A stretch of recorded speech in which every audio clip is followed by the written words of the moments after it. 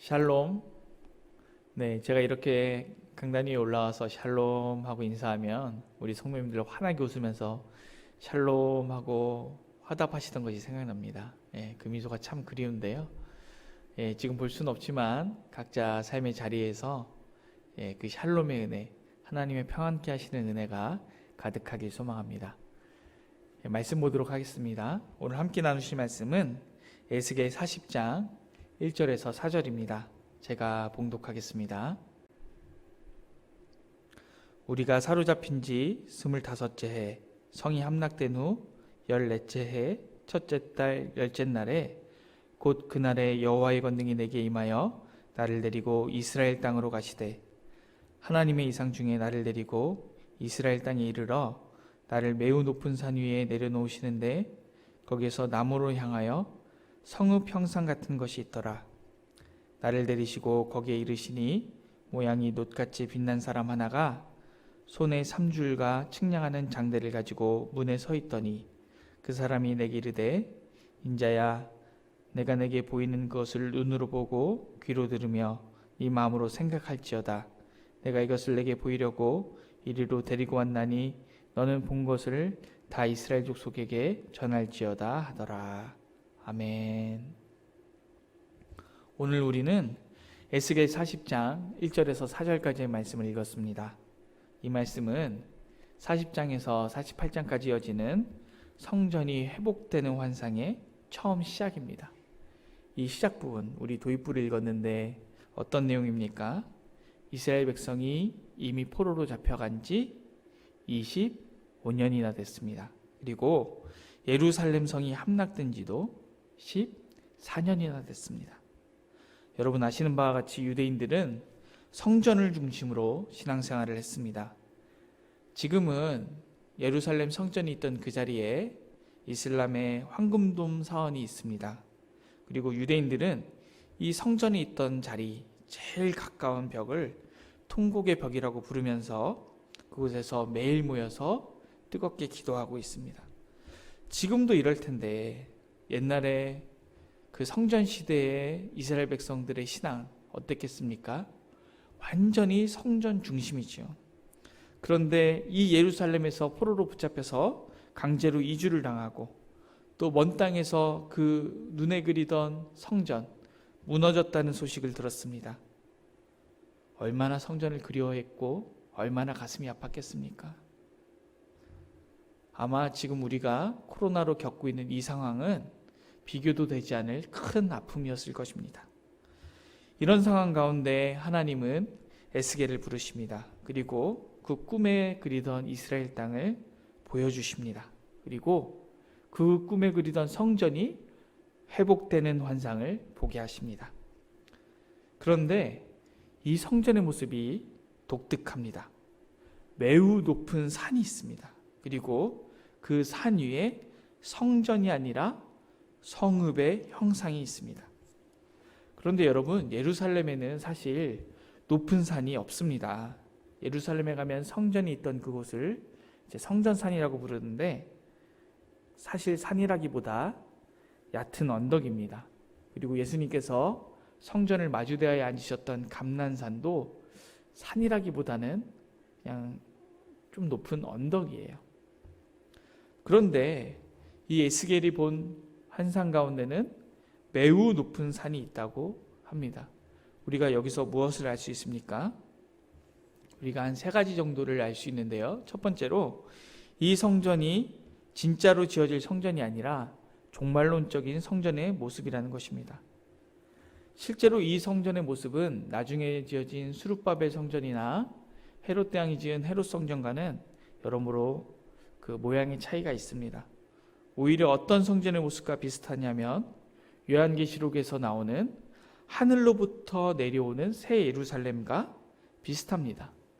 이를 통해서 우리는 에스겔의 환상 속 성전이 건물로서의 성전이 아니라 진짜로 하나님께서 이루어 가실 하나님 나라를 말하고 있음을 우리는 알 수 있습니다. 그렇다면 둘째로 알 수 있는 것은 무엇입니까? 하나님은 성전이 파괴된 것을 안타까워하는 것이 아니라는 것입니다.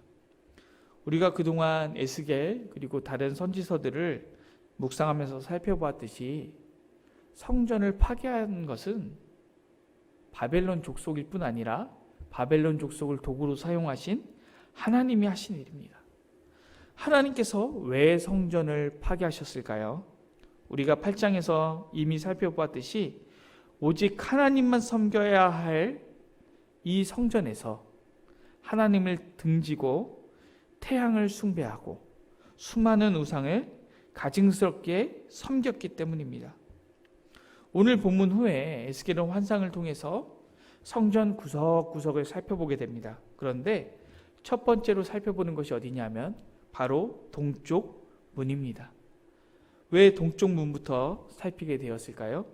바로 이 동쪽 문이 서쪽에 있는 성소를 등지고, 즉 하나님을 등지고 동쪽에서 떠오르는 태양을 가증스럽게 우상 숭배했던 곳이기 때문입니다.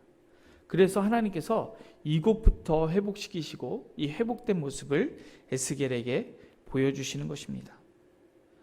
하나님께서 안타까워하시는 것은 성전의 파괴가 아니라 성전이 성전의 역할을 다하지 못하는 것, 그것을 안타까워하시는 것입니다. 셋째로 알 수 있는 것은 무엇입니까? 하나님께서는 이 성전 회복의 환상을 모든 이스라엘 족속이 다 알기 원하신다는 것입니다. 4절을 보면 에스겔에게 이런 말씀이 주어집니다.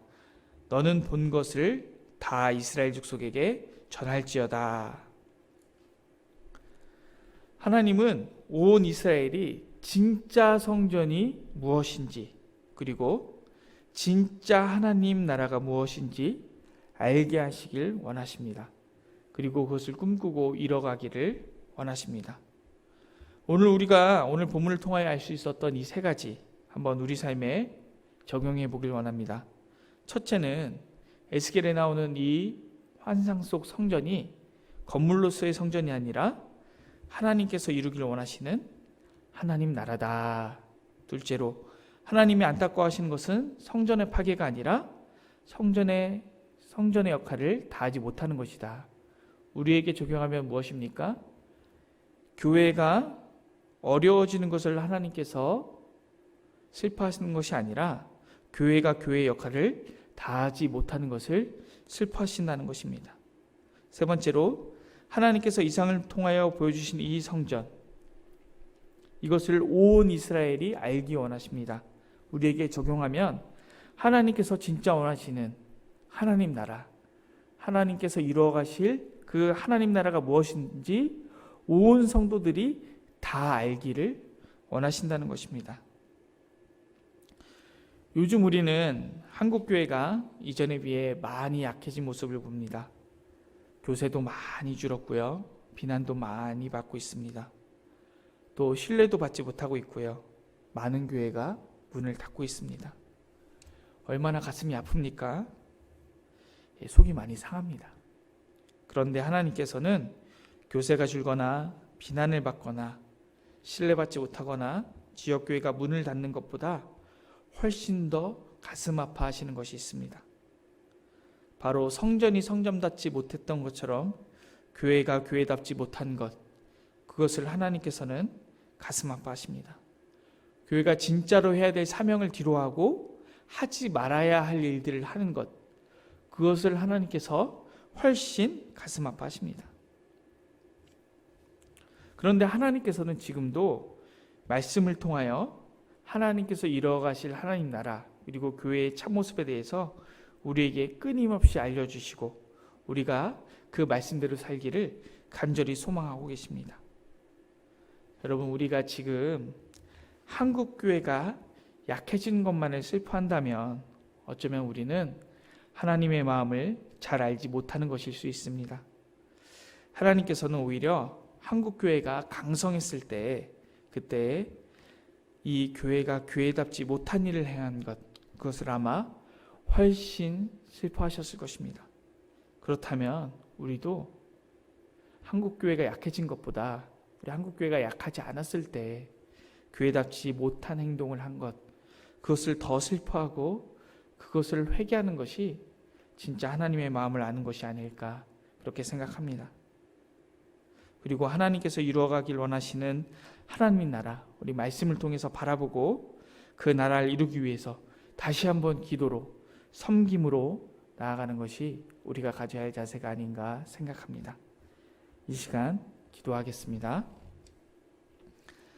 하나님, 우리가 그동안 교회답지 못했던 모든 모습들을 회개합니다. 그리고 이제 하나님의 말씀을 통하여 교회의 참모습을 깨닫고 진짜로 하나님이 원하시는 교회를 위해 기도로, 섬김으로 나아갈 수 있도록 인도하여 주시옵소서. 감사드리며 예수님의 이름으로 기도드립니다. 아멘. 오늘 도구기도 제목은 국제개발대학원 선교사 연장교육원을 위하여입니다. 우리 총장으로 헌신하고 계신 심창석 교수님을 위하여 기도하여 주시고, 또 국제개발대학원을 통하여서 많은 선교사님들과 현지 사역자들이 잘 훈련받을 수 있도록 기도해 주시길 바랍니다. 우리 도구기도 하시고, 또 오늘 은혜 받은 말씀을 가지고, 그리고 또 교회와 나라를 위하여 또 각자의 기도 제목을 가지고 마음껏 기도하시기를 간절히 소망합니다. 기도하시겠습니다.